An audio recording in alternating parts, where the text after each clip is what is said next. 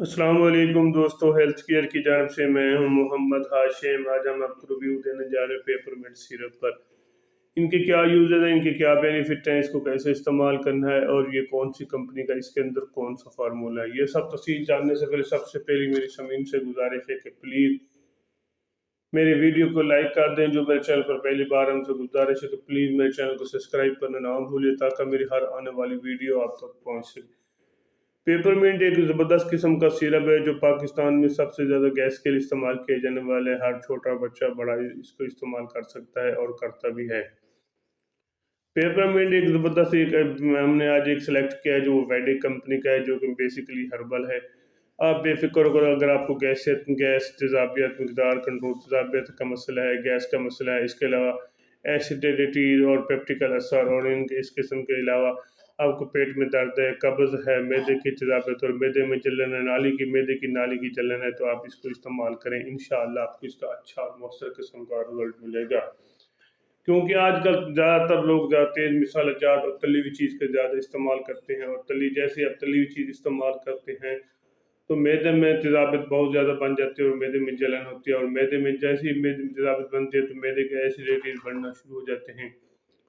जैसे ही मैदे के एसिडिटीज़ बनते हैं तो मैदे की नाली में जलन शुरू हो जाती है, मैदे में तेज़ाबियत शुरू हो जाती है और वो बाहर सा उठता है, और बाज़ औक़ात तो कुछ लोगों को इतना मैदे की तेज़ाबियत होती है तो वॉमिटिंग शुरू हो जाती है।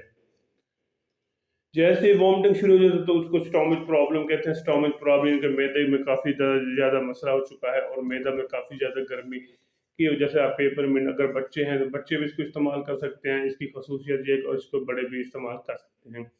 अगर बच्चा है तो 1 चम्मच सुबह, दोपहर, शाम, और बड़ा है तो आप 2 चम्मच सुबह, दोपहर, खाने से पहले भी ले सकते हैं और खाने के बाद भी इसको इस्तेमाल कर सकते हैं। आप किसी किस्म की गैस के लिए इसको इस्तेमाल करें, इंशाअल्लाह आपको इसका अच्छा और मौसर किस्म का रिजल्ट मिलेगा। ख़ास करके मैदे में, अगर मैदे में और पेट में दर्द है तो आप इसको 2 चम्मच सुबह, दोपहर, शाम लें। इंशाअल्लाह जो पेट में दर्द है वो आहिस्ता-आहिस्ता कंट्रोल होना शुरू हो जाएगा। एक बार ज़रूर ट्राई करें।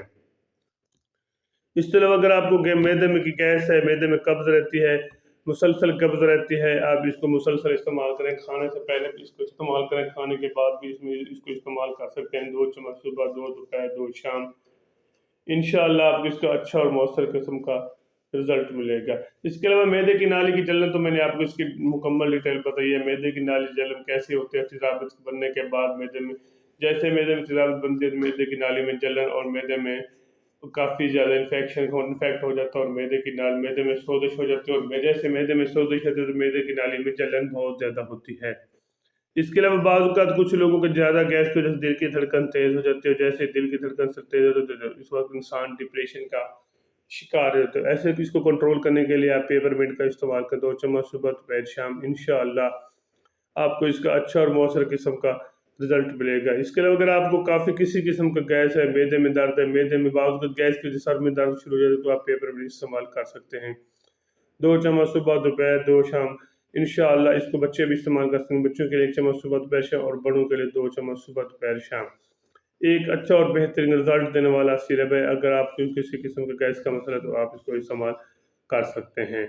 बाकी मैं इसके आपको साइड इफ़ेक्ट बताता हूँ। इसका कोई ऐसे साइड इफ़ेक्ट नहीं जो नुकसानदेह, कोई हर्बल मेडिसिन का कोई साइड इफ़ेक्ट नहीं होगा। इसको ऐसी ख़वातीन भी इस्तेमाल कर सकते हैं जो प्रेग्नेंट में हो, जिगर के मरीज़ भी इसको इस्तेमाल कर सकते हैं।